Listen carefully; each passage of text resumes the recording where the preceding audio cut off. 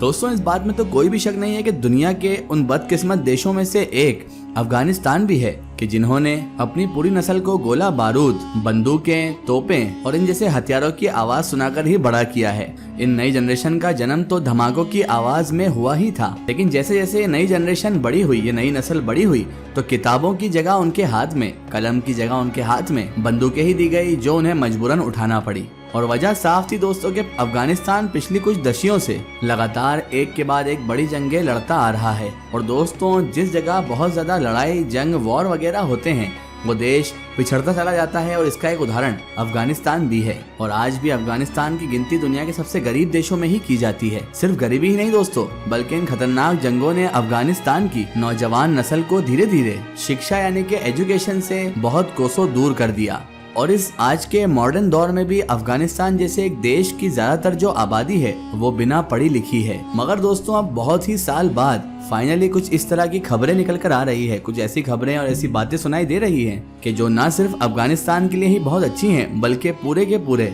World को, पूरी दुनिया को हैरान कर देने वाली है। आसान भाषा में अगर मैं आप लोगों को समझाऊं तो आप लोग ये समझ लीजिए कि अफगानिस्तान जिसे पिछड़ा हुआ गरीब देश समझा जाता है, वो भी अब उसी रास्ते पर जा रहा है जिस रास्ते पर आज से लगभग 50, 60 या फिर 100 साल पहले हमारी दुनिया के ज्यादातर अरब कंट्रीज और मुस्लिम देश गए थे। यानी कि दोस्तों जिस रास्ते पर चलकर हमारी दुनिया के मुस्लिम कंट्रीज, अरब देशों की किस्मतें बदल गई थी, जो जटिल मैदानों वाले देश से, दुनिया के सबसे गरीब देशों से दुनिया के सबसे अमीर देश बन गए थे और उनको दुनिया की जन्नत कहा जाने लगा था। बिल्कुल दोस्तों, शायद अब अफगानिस्तान के साथ भी यही कुछ हो सकता है, क्योंकि दोस्तों अब गरीब अफगानिस्तान के देश में भी हमारी दुनिया की सबसे बड़ी ताकत और सबसे कीमती खजाने यानी कि तेल की एंट्री हो चुकी है। दोस्तों जैसा कि आप और हम सब जानते हैं कि ये बात तो बहुत पहले ही क्लियर हो चुकी थी कि अफगानिस्तान गरीब तो भले ही है और उसके पास टेक्नोलॉजी भी भले ही मौजूद ना हो, मगर उसके पास तेल और इस तरह की दूसरी चीजों के खजाने मौजूद हैं। यही वजह है कि यूके जैसे इलाकों के बहुत बड़े बड़े जर्नलिस्ट ऑलरेडी इस बात की प्रेडिक्शन यानी कि भविष्यवाणी कर चुके थे कि अगर सब कुछ ठीक चला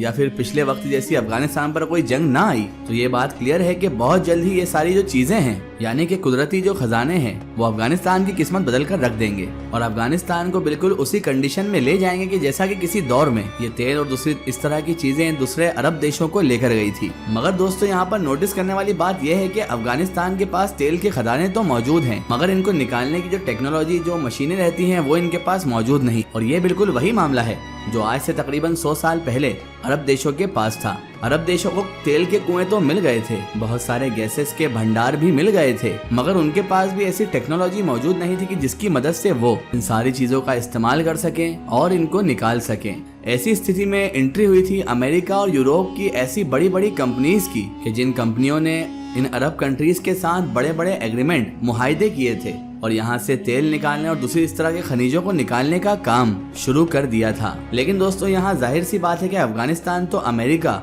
और यूरोप जैसे देशों की मदद तो नहीं ले सकता है, क्योंकि जैसा कि आप और हम सब जानते हैं और पूरी दुनिया जानती है कि अफगानिस्तान की सबसे बड़ी दुश्मनी ही अमेरिका और यूरोप जैसी कंट्रीज से ही है। इसीलिए अब अफगानिस्तान के मामले में दोस्तों एंट्री हुई है अमेरिका और यूरोपियन कंट्रीज की बिल्कुल सामने वाली ताकत, विरोधी ताकत यानी कि चाइना की। चाइना ने अफगानिस्तान से तेल और इसी तरह की दूसरी चीजों को निकालने की जिम्मेदारी ले ली है और इन दोनों कंट्रीज के ही बीच इस बात पर बाकायदा बहुत दिन पहले ही एक एग्रीमेंट भी हो चुका है दोस्तों। ये एग्रीमेंट अगले 25 साल तक चलेगा और इस एग्रीमेंट के तहत एक बड़ी चाइनीज कंपनी अफगानिस्तान से तेल निकालेगी और दोस्तों इस एग्रीमेंट के तहत इस तेल को बेचकर जो भी रेवेन्यू होगा, जो भी इनकम अफगानिस्तान के पास आएगी, जो भी आमदनी होगी, वो आपस में इन दोनों के बीच यानी कि तालिबान और चाइनीज के बीच शेयर की जाएगी। शुरुआत में तो तालिबान को इस आमदनी का सिर्फ 25% ही मिलेगा, मगर वक्त के साथ बढ़ते बढ़ते ये 75% तक पहुंच जाएगा, क्योंकि जाहिर सी बात है कि इन तेल के भंडारों के जो मालिक हैं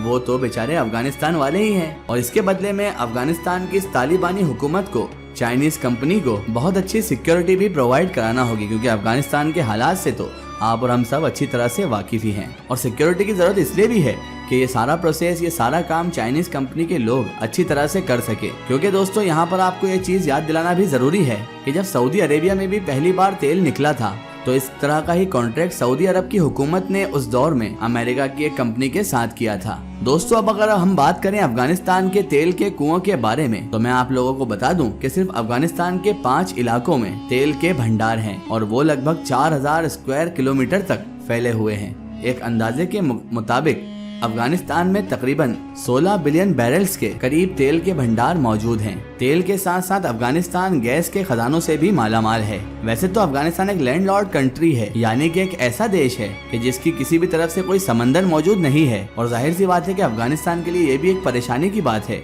क्योंकि दोस्तों इस तरह के जो देश होते हैं जिनके आसपास समंदर नहीं होता, वो व्यापार करने के लिए भी दूसरे देशों के ऊपर डिपेंड होते हैं, उनके मोहताज होते हैं। मगर कुदरत ने दोस्तों उसको अजीमुशान और बड़े बड़े पहाड़ों से भी नवाजा है, और इन्हीं पहाड़ों के नीचे लगभग 1400 से भी ज्यादा अलग अलग तरह की मिनरल्स यानी के पदार्थ पाए जाते हैं। और दोस्तों ये जो पदार्थ हैं वो किसी भी तरह के हो सकते हैं। अब जाहिर सी बात है दोस्तों, अगर अफगानिस्तान इसी फील्ड में आगे बढ़ता है और तेल और गैसेस जैसी चीजों को निकालता है, तो जाहिर है कि वो आगे चलकर इसी तरह के जो दूसरे खजाने भी वहाँ पर मौजूद हैं, उन सबको भी जमीन से निकाल सकेगा। चाइना की तरफ से भी यही अनुमान लगाया गया है कि अफगानिस्तान की जमीन से अरबों नहीं बल्कि खरबों डॉलर्स का गैस, तेल और इस तरह की दूसरी चीजों का एक पूरा खजाना, एक पूरा भंडार मौजूद है। और क्योंकि अफगानिस्तान लगभग पिछले 25-30 साल से लगातार जंग में है, वो कभी इन चीजों का फायदा इसी वजह से उठा भी नहीं सका है। यही वजह है कि चाइना भी बड़ी तेजी के साथ इस चीज में इंटरेस्ट दिखा रहा है। अब दोस्तों आप लोग सोच रहे होंगे कि अचानक से हमारे चैनल पर ये वीडियो क्यों आई,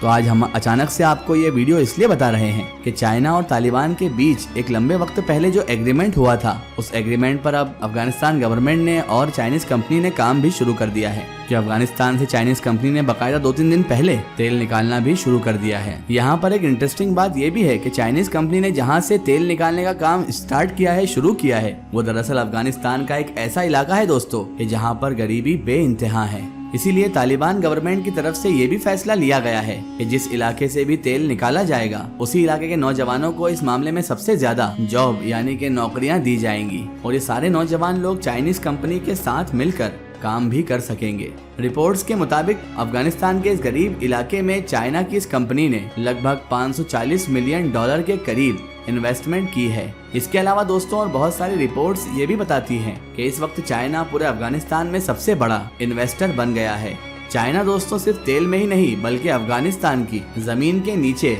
बेइंतहा मौजूद तांबे में भी इंटरेस्टेड है। वो तांबे के इस खजाने को निकाल कर ज्यादा से ज्यादा इस तांबे से भी मुनाफा कमाना चाहता है। इसके अलावा दोस्तों बड़ी ही तेजी के साथ पूरे ही अफगानिस्तान देश में गैस की वजह से पाइपलाइंस भी बिछाई जा रही हैं, और जो पाइपलाइंस पहले से मौजूद हैं उनको और ज्यादा अच्छी हालत में किया जा रहा है। अच्छी सड़कों और बिजली को भी हर जगह पर पहुंचाया जा रहा है, ताकि इस तरह के किसी भी मिशन में जो अफगानिस्तान को तरक्की की ओर ले जाता है, इसमें किसी भी तरह की कोई रुकावट ना आए। फिलहाल दोस्तों अब देखना यह है कि अफगानिस्तान की इस नई तालिबान हुकूमत में देखा जाने वाला ये सपना किस हद तक पूरा हो सकता है। क्या अफगानिस्तान भी दूसरे अरब मुस्लिम देशों की तरह इन कुदरती खजानों से अपने आप को पूरी तरह बदल पाएगा या नहीं, ये तो वक्त ही बताएगा। फिलहाल आज की हमारी वीडियो में बस इतना ही। अगर ये वीडियो आपको पसंद आई है तो इसे ज्यादा से ज्यादा शेयर करके अपने फ्रेंड सर्कल, अपने रिश्तेदारों तक जरूर पहुंचाएं। इसी तरह की इन्फॉर्मेटिव और हिस्टोरिकल वीडियो के लिए हमारे चैनल को सब्सक्राइब कीजिए और पास में दिए गए घंटी के आइकन को जरूर दबाएं, ताकि हमारी आने वाली हर नई वीडियो की नोटिफिकेशन आप तक पहुंचती रहे। जय हिंद, वंदे मातरम।